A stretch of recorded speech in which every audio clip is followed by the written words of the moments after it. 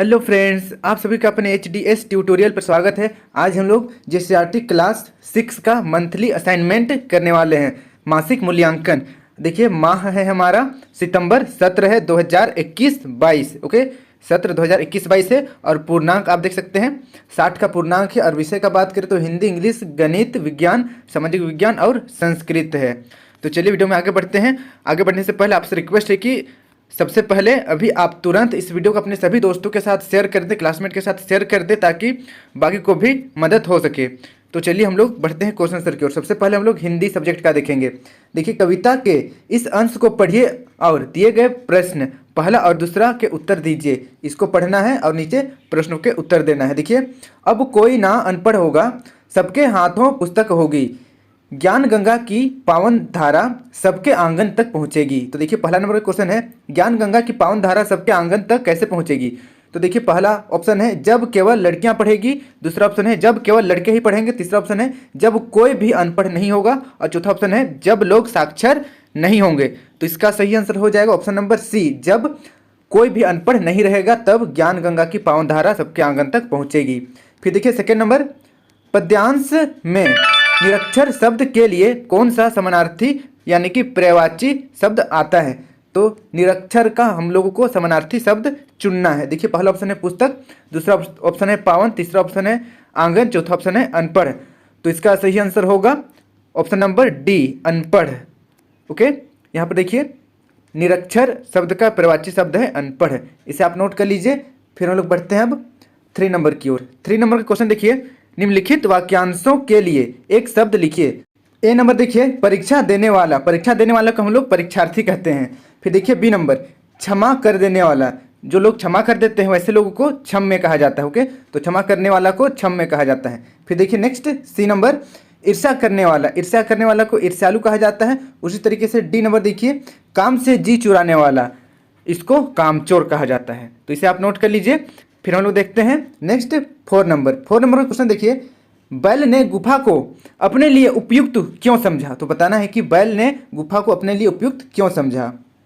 तो इसका उत्तर देखिए, बैल ने गुफा को अपने लिए उपयुक्त समझा क्योंकि गुफा के पास से ही एक तालाब था, वहां ढेर सारी घास और जंगली पौधे भी थे। बैल के लिए वहां रहने के साथ साथ भोजन, पानी एवं सुरक्षा की भी पूरी व्यवस्था थी। तो इसीलिए बैल ने गुफा में रहने का निर्णय लिया और उपयुक्त समझा। तो इसे आप नोट कर लीजिए। अब हम लोग बढ़ते हैं अगला क्वेश्चन की ओर। अगला क्वेश्चन देखिए 5 नंबर, नीचे दिए गए पद का अर्थ लिखिए। तो इसका अर्थ लिखना है, निंदक नियरे राखिए आंगन कुटी छवाए, बिन साबुन पानी बिना निर्मल करे सुभाए। तो इसका हम लोग चलिए अर्थ लिखते हैं। देखिए, इसका उत्तर आप इस तरीके से लिखिएगा, अपने दूसरे दोहे में कबीरदास ने आलोचक को अपने निकट रखने के लिए कहा है, क्योंकि आलोचना करने वाला हमारी गलतियों को बताकर हमारे स्वभाव को बिना साबुन और पानी के ही निर्मल और स्वच्छ बना देता है। तो इसे आप नोट कर लीजिए। अब हम लोग अगला क्वेश्चन देखते हैं। इस तरीके से हिंदी का कंप्लीट हो गया। अब हम लोग बढ़ते हैं नेक्स्ट इंग्लिश की ओर। इंग्लिश का पहला क्वेश्चन देखिए, what are the people living in the given countries called. तो यहाँ पर देखिए, अमेरिका के लोगों को, अमेरिका के रहने वाले लोगों को क्या कहा जाता है। तो इसका आंसर मैंने लिख रखा है, आप देख सकते हैं, अमेरिकन। और उसी तरीके से नेपाल में रहने वाले लोगों को हम लोग नेपाली कहते हैं। तो अमेरिकन और नेपाली इसका आंसर हो जाएगा। जैसे हम भारत में रहने वाले लोगों को भारतीय कहते हैं, और अगर इंग्लिश में बात करें तो इंडियन कहते हैं, उसी तरीके से अमेरिका के लोगों को अमेरिकन और नेपाल के लोगों को नेपाली कहा जाता है। अब हम लोग देखते हैं next second number, rewrite the given sentence by choosing the appropriate adverb. यहाँ पर एडवर्ब दिया हुआ है, आप देख सकते हैं, ऑलवेज, नेवर, ट्वाइस। इस यहाँ पर 3 दिया हुआ है, 3 में से जो एक एप्रोप्रिएट है, जो अच्छा है, जो सूटेबल है, उसको लिखना है। तो यहाँ पर देखिए, गुड चिल्ड्रेन ऑलवेज होगा, नेवर होगा या ट्वाइस होगा, टेल अलाइज। तो जो अच्छा बच्चे होते हैं, अच्छे बच्चे होते हैं, कभी भी झूठ नहीं बोलते हैं। तो कभी नहीं का नेवर होता है इंग्लिश। तो इसका आंसर हो जाएगा good children never tell lies.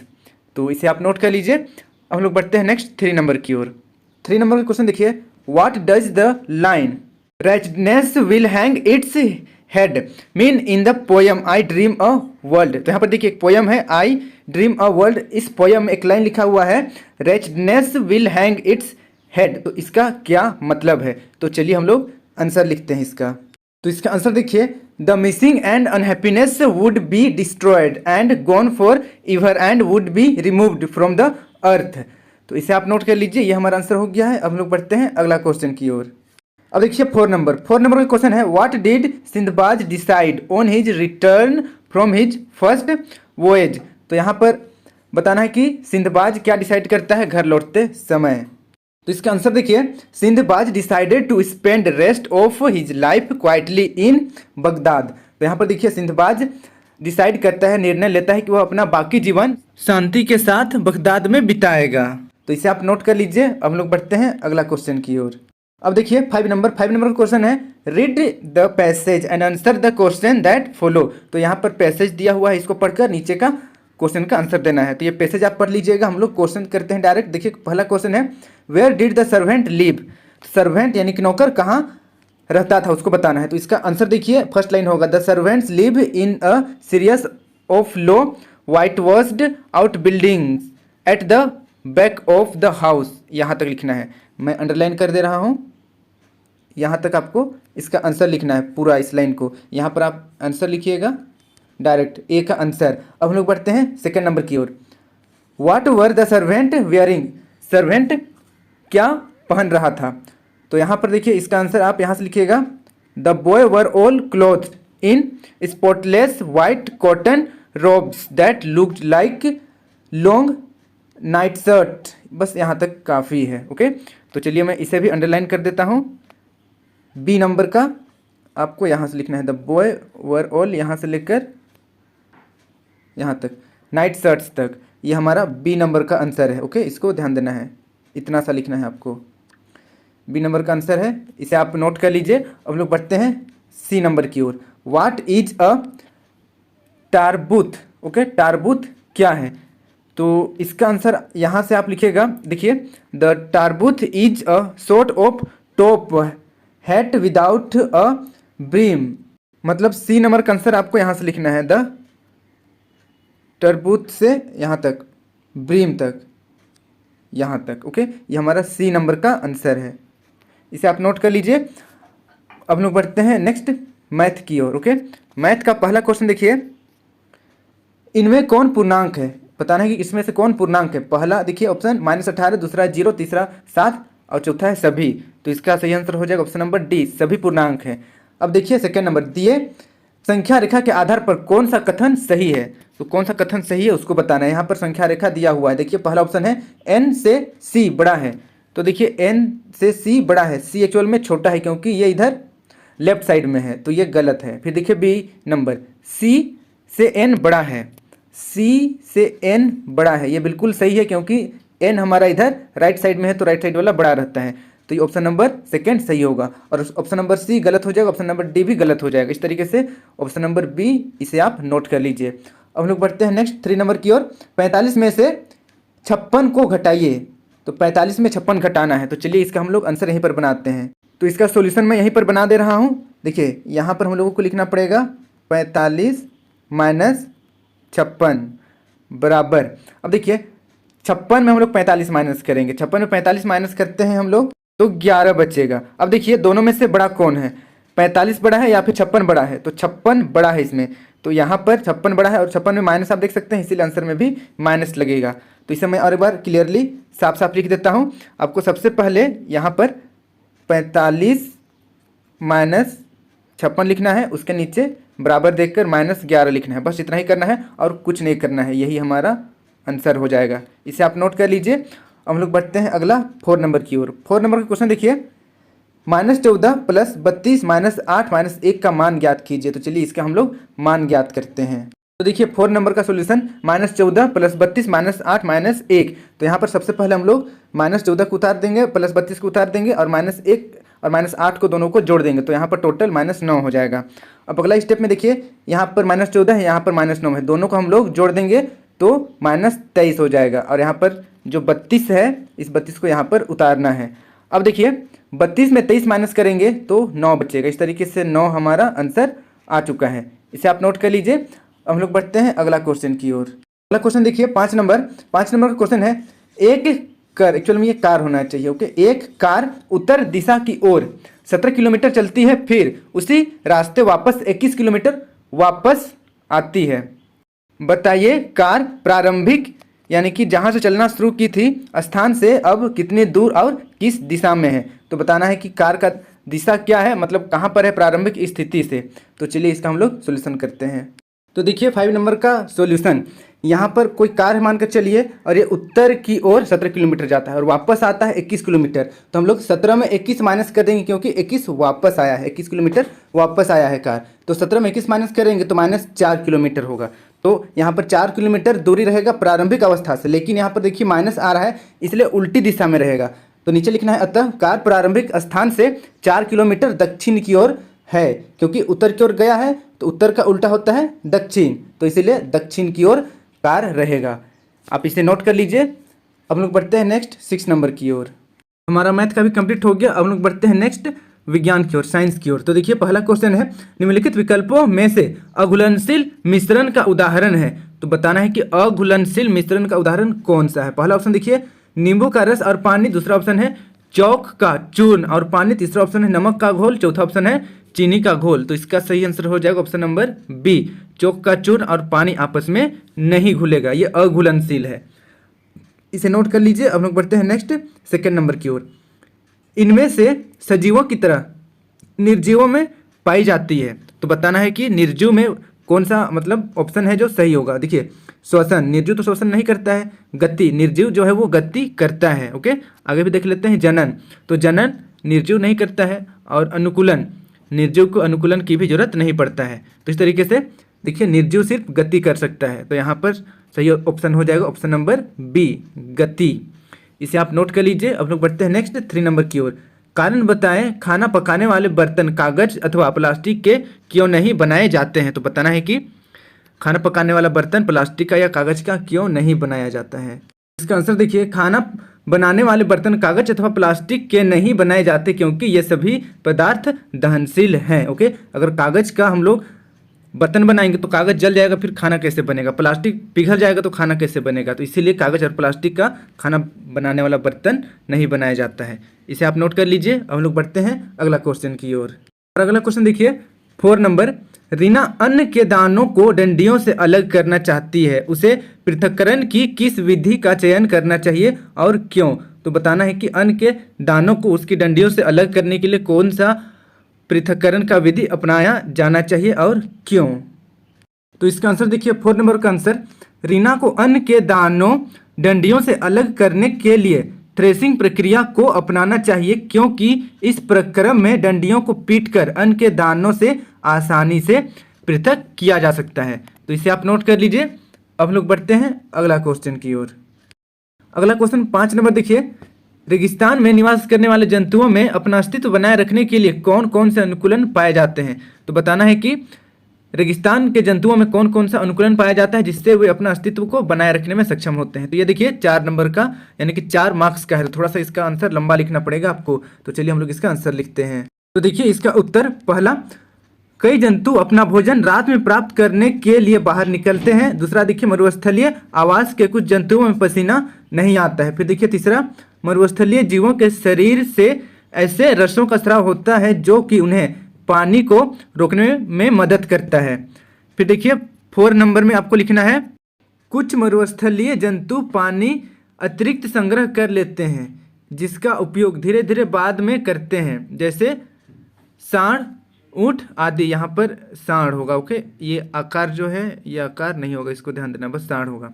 अब देखिए 5 नंबर, कुछ जंतु उपापचयी क्रिया द्वारा जल उत्पन्न कर शरीर में पानी की कमी को पूरा करते हैं। तो इतना आपको लिखना पड़ेगा। 4 नंबर का है तो थोड़ा सा लिखिए। अब लोग बढ़ते हैं अगला क्वेश्चन की ओर। अब देखिए सामाजिक विज्ञान, ओके, सोशल साइंस। पहला क्वेश्चन देखिए, भारत के विभिन्न स्थानों में पूरा पाषाणकालीन औजार मिले हैं। नीचे दिए गए कॉलम को देखकर गलत जोड़े को पहचाने। तो यहाँ पर गलत जोड़ा को पहचानना है। तो देखिए पहला ऑप्शन है उड़ीसा में मयूरभंज, बी ऑप्शन देखिए मध्य प्रदेश में भीम बेटका, फिर देखिए सी नंबर राजस्थान में दिदवाना, फिर देखिए नेक्स्ट डी नंबर गुजरात में लोथल। तो यहाँ पर ऑप्शन नंबर डी गलत दिया हुआ है। ओके, इसलिए ऑप्शन नंबर डी इसका सही आंसर हो जाएगा। गुजरात में लोथल, तो इसे आप नोट कर लीजिए। हम लोग बढ़ते हैं नेक्स्ट सेकेंड नंबर की ओर। सेकेंड नंबर का क्वेश्चन देखिए, दिए गए भारत के मानचित्र को देखकर बताएं कि भारत के लगभग मध्य से होकर कौन सी रेखा गुजरती है। तो देखिए, पहला ऑप्शन है विषुवत रेखा, दूसरा ऑप्शन है कर्क रेखा, तीसरा ऑप्शन है मकर रेखा और चौथा ऑप्शन है उपरोक्त सभी। तो इसका सही आंसर हो जाएगा ऑप्शन नंबर बी, कर्क रेखा। ओके, झारखंड के रांची से होते हुए भी ये रेखा है जो गुजरती है, यहाँ पर है, इसलिए ऑप्शन नंबर बी इसका सही हो जाएगा। अब बढ़ते हैं नेक्स्ट हम लोग 3 नंबर की ओर। 3 नंबर का क्वेश्चन देखिए, उनके लिए रोना अच्छी बात नहीं, इस कथन पर गौर कीजिए और यह बताइए कि इस वाक्य के प्रयोग का इस्तेमाल किस प्रकार के भेदभाव को दर्शाता है। पहला ऑप्शन देखिए जातीय भेदभाव, दूसरा ऑप्शन है जेंडर आधारित भेदभाव यानी कि लड़का लड़की आधारित भेदभाव, और देखिए तीसरा है आर्थिक भेदभाव को, और चौथा ऑप्शन है वर्ण आधारित भेदभाव को। तो इसका सही आंसर हो जाएगा ऑप्शन नंबर बी। ओके, ऐसे कहा जाता है कि लड़कों को रोना नहीं चाहिए, तो इसलिए यहाँ पर जेंडर आधारित भेदभाव है, ऑप्शन नंबर बी सही हो जाएगा। अब बढ़ते हैं नेक्स्ट 4 नंबर की ओर। भारत से संबंधित किन्हीं 2 प्रकार की विविधता को उदाहरण सहित बताइए। तो यहाँ पर बताना है कि भारत की 2 विविधता को उदाहरण के साथ थोड़ा सा एक्सप्लेन करना है। तो चलिए इसका हम लोग आंसर लिखते हैं। इसका उत्तर देखिए, भारत में सांस्कृतिक विविधता, ओके, 2 विविधता के बारे में लिखना है। तो पहली तो है भारत में सांस्कृतिक विविधता पाई जाती है, तो इसमें लिखना है आपको भारत में धार्मिक, सामाजिक एवं सांस्कृतिक विविधता पाई जाती है। यहाँ विभिन्न धर्मों के मानने वाले लोग रहते हैं।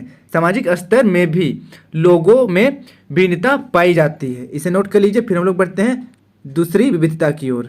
दूसरी विविधता पहनावा है। ओके, भारत के अलग अलग राज्य के परिधान यानी कि पहनावे। अब देखिए, भारत में अलग अलग राज्यों में विभिन्न प्रकार के परिधान यानी कि वस्त्र पहने जाते हैं। आमतौर पर पुरुष लोग पैंट शर्ट और स्त्रियां सलवार कमीज पहनती है। फिर भी अलग अलग राज्यों के पहनावे का प्रचलन अलग है। झारखंड में पुरुष धोती कुर्ता पहनते हैं और कंधे पर गमछा रखते हैं। तो इस तरीके से 2 विविधता के बारे में हम लोग बात कर चुके हैं। और भी विविधता है, खान पान में विविधता है और बोली में भी, भाषा में भी विविधता है, बट हम लोगों को सिर्फ 2 विविधता के बारे में लिखना था, इसे नोट कर लीजिए। हम लोग बढ़ते हैं अगला क्वेश्चन की ओर। हमारा अगला क्वेश्चन देखिए 5 नंबर, महत्वपूर्ण अक्षांश रेखाओं को चित्र के माध्यम से स्पष्ट कीजिए। तो हम लोगों को चित्र के माध्यम से महत्वपूर्ण अक्षांश रेखाओं को बताना है। तो चलिए हम लोग इसका आंसर देखते हैं। यहाँ पर आप एक चित्र देख रहे हैं, इसी को सेम टू सेम आपको बनाना है। इस तरीके से पहले वृत्त बना लीजिएगा और यहाँ पर देखिए जितना भी रेखाएं दिखाया गया है इसी तरीके से बनाना है और सबका नाम लिखना है। उसके बाद आप चाहें तो कलर कर सकते हैं, नहीं कलर कीजिएगा तो भी कोई दिक्कत नहीं है, लेकिन कलर मत कीजिएगा, बस यूं ही इसे पेंसिल से बना लीजिए, इसे ड्रॉ कर लीजिए। अब लोग बढ़ते हैं अगला नंबर की ओर। हमारा अगला नंबर देखिए 6 नंबर, हड़प्पा सभ्यता की विशेषताओं का वर्णन करें। तो हड़प्पा सभ्यता की विशेषता का वर्णन करना है। देखिए 3 नंबर का है, 3 मार्क्स का है। तो चलिए इसका हम लोग आंसर लिखते हैं। तो देखिए इसका उत्तर, हड़प्पा सभ्यता की प्रमुख विशेषताएं। देखिए हड़प्पा सभ्यता या सिंधु घाटी सभ्यता की कई विशेषताएं हैं जो इसे अन्य प्राचीन सभ्यताओं से अलग करती है और इन विशेषताओं को कहीं ना कहीं हिंदू धर्म में आज भी देखा जा सकता है। तो देखिए यहाँ पर हम लोग विशेषता को लिखते हैं। इसकी सबसे बड़ी विशेषता है कि यह नगरीय व्यवस्था थी। ऐसा मानना गलत नहीं होगा कि भारत में सर्वप्रथम सुनियोजित एवं सुव्यवस्थित नगरीय व्यवस्था सिंधु घाटी सभ्यता के रूप में पनपी थी। नगरों की व्यवस्थाएं निम्न थी। देखिए पक्के हुए ईंटों के मकान, सड़कों का चौड़ा होना, सड़कें समकोण पर काटती, पानी के लिए निकास व्यवस्था, सीवरेज लाइन और भी कई विशेषताएं थी जो आज के शहरीय व्यवस्था से मिलती जुलती है। इसके अलावा यह नगर व्यापार प्रधान हुआ करते थे। तो इस तरीके से यह हमारा विशेषता है हड़प्पा सभ्यता का, इसे आप नोट कर लीजिए। हम लोग बढ़ते हैं अगला नंबर की ओर। सोशल साइंस का हमारा कंप्लीट हो चुका है। अब हम लोग बढ़ते हैं संस्कृत की ओर। देखिए अधोलिखितम अनुच्छेदम पठित्वा प्रश्नानाम उत्तराणि लिखत। यहाँ पर एक अनुच्छेद दिया हुआ है, इसको पढ़कर यहाँ पर क्वेश्चन आंसर को बनाना है। तो अनुच्छेद का पढ़ लीजिएगा, हम लोग डायरेक्ट क्वेश्चन आंसर देखते हैं। पहला नंबर का क्वेश्चन देखिए, बालकः कुत्र क्रीडन्ति, बच्चे कहाँ खेलते हैं। तो देखिए पहला ऑप्शन है उपवने, दूसरा ऑप्शन है वने, तीसरा ऑप्शन है ग्रामे, चौथा ऑप्शन है नगरे। तो इसका सही आंसर हो जाएगा option number A. Okay, option number पहला यहाँ पर देखिए उपवने लिखा हुआ है, तो उपवने इसका सही होगा। अब देखते हैं सेकंड नंबर, चटका अत्र क विभक्ति प्रयुक्ता। तो यहाँ पर चटका में कौन सी विभक्ति है उसको बताना है। तो देखिए पहला ऑप्शन है प्रथमा विभक्ति है, या फिर द्वितीय विभक्ति है, या फिर तृतीय विभक्ति है, या फिर चतुर्थी विभक्ति है। देखिए चटका का मैंने यहाँ पर विभक्ति निकाला हुआ है, आप देख सकते हैं यहाँ पर चटका लिखा हुआ है, यहाँ पर भी चटका लिखा हुआ है। प्रथम विभक्ति में भी चटका है, द्वितीय विभक्ति में भी चटका है, यानी कि हमारा आंसर प्रथम विभक्ति या फिर द्वितीय विभक्ति होगा। लेकिन हम लोग एक बार पैसेज को देख लेते हैं। पैसेज को देखने पर यहाँ पर हम लोगों को चटका मिलता है। देखिए तदा सर्वा चटका चिम चिम कुर्वन्ति, तो यहाँ पर प्रथमा विभक्ति का यूज हो रहा है। ओके, चटका मतलब सभी चिड़िया ने चींची किया, तो यहाँ पर प्रथमा विभक्ति इसका सही आंसर होगा, इसको ध्यान देना है। देखिए लग रहा होगा प्रथमा और द्वितीय विभक्ति सेम सेम है, लेकिन थोड़ा सा अंतर है। यहाँ पर चटका जो शब्द है ये प्रथमा विभक्ति के लिए यूज हुआ है, इसको ध्यान देना है। अब हम लोग बढ़ते हैं नेक्स्ट 3 नंबर की ओर। काका आगच्छति तदा चटका किम कुर्वन्ति। देखिए काका जब आता है तो चटका मतलब चिड़िया क्या करती है, तो देखिए इसका आंसर हो जाएगा, यहाँ से लिखना है आपको इसका आंसर, यहाँ से तदा नहीं सर्वा से लिखना है। सर्वा चटका चिम चिम कुर्वन्ति, बस ये लाइन को लिखना है नीचे यहाँ पर उत्तर लिखकर। ओके, तीसरा नंबर का उत्तर इसको लिखना है सर्वा चटका चिम चिम कुर्वन्ति। फिर देखिए नेक्स्ट 4 नंबर का क्वेश्चन है राघव कम अनुधावती। राघव ने किसे भगाया, तो देखिए इसका आंसर हो जाएगा ये वाला, राघव काकम अनुधावती, मतलब राघव ने काका यानी कि कौवा को भगाया। यहाँ से यहाँ तक इसका आंसर लिखना है, 4 नंबर का आंसर। ओके, यहाँ पर उत्तर देकर आपको इसको लिखना है राघव काकम अनुधावती। इस तरीके से हमारा मंथली जो असाइनमेंट है सितंबर का ये हमारा कंप्लीट हो गया है। इसे आप नोट कर लीजिए, और कहीं पर दिक्कत हुआ है तो मुझे कमेंट कर दीजिए, मैं डाउट सेशन में क्लियर कर दूंगा। और वीडियो अच्छी लगे तो वीडियो को लाइक करके, अभी तक आप अपने दोस्तों को नहीं शेयर किए हैं तो जल्दी से जल्दी शेयर कर दीजिए, और चैनल को सब्सक्राइब कर लीजिए, साथ में बेल आइकन को भी ऑन कर दीजिए, ताकि इस तरीके का वीडियो मैं जब भी अपलोड करूँ आप तक सबसे पहले नोटिफिकेशन पहुँच जाए। इसी प्रकार के मेरे सभी वीडियो देखने के लिए इस सब्सक्राइब बटन को प्रेस करके सब्सक्राइब करें, और साथ ही यहाँ पर बेल आइकन को ऑल में क्लिक करें। इसके बाद HDS ट्यूटोरियल को टच करें, आपके सामने कुछ इस तरीके का पेज ओपन हो जाएगा। अब आपको प्लेलिस्ट पर टच करना है, आपके सामने कुछ इस तरीके का मेरा सारा प्लेलिस्ट ओपन हो जाएगा, क्लास 6, 7, 8, 9 सब्जेक्ट वाइज और चैप्टर वाइज। तो यहाँ से आप सारा वीडियो मेरा देख सकते हैं। धन्यवाद।